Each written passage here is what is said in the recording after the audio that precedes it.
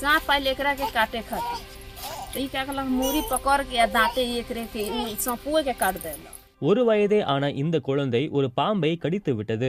அதில் பாம்பு உயிரிழந்து விட குழந்தை எந்தவித பாதிப்பும் இல்லாமல் ஆரோக்கியமாக உள்ளது. இந்த வியப்பூட்டும் சம்பவம் பீகார் மாநிலம் பேத்தியாவின் மோச்சி பங்கட்வா கிராமத்தில் நடந்தது.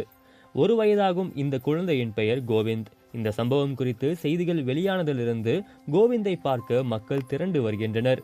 இது தொடர்பாக குழந்தையின் தாய் நம்மிடம் பேசினார். குழந்தையை பாம்பு கடிக்க வந்தது. ஆனால் இவன் பாம்பின் வாயை பிடித்து விட்டான்.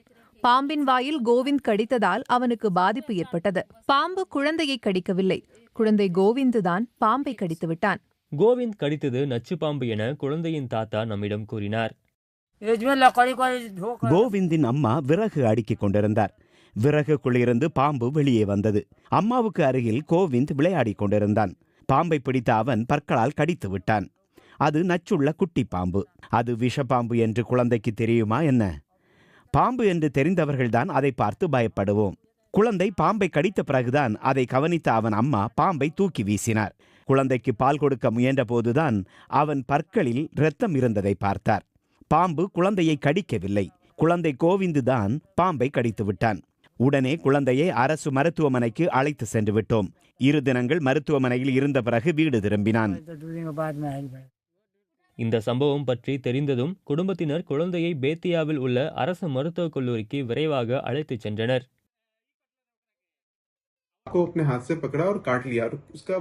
குழந்தை பாம்பை கையில் பிடித்து கடித்து விட்டது என்று சொன்னார்கள்.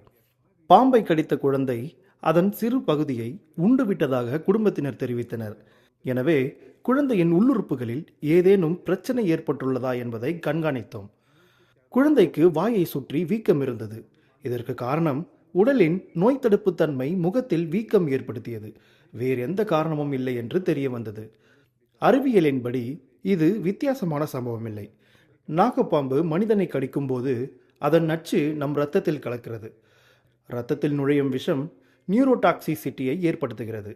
இது நமது நரம்பு மண்டலத்தை பாதிப்பதால் மரணம் ஏற்படும் வாய்ப்பு உள்ளது.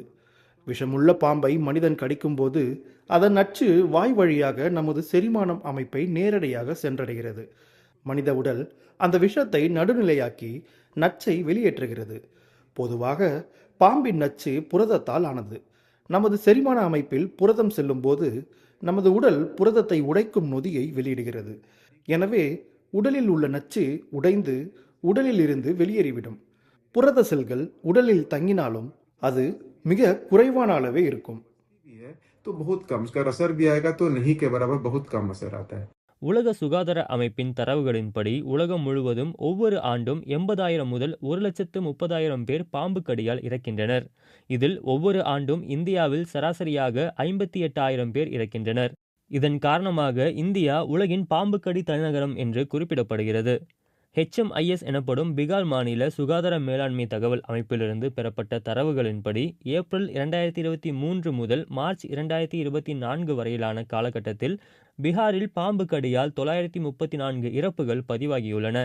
இந்த காலகட்டத்தில் 17,859 நோயாளிகள் அரசு மருத்துவமனைகளில் பாம்பு கடிக்காக சிகிச்சை பெற்றுள்ளனர்.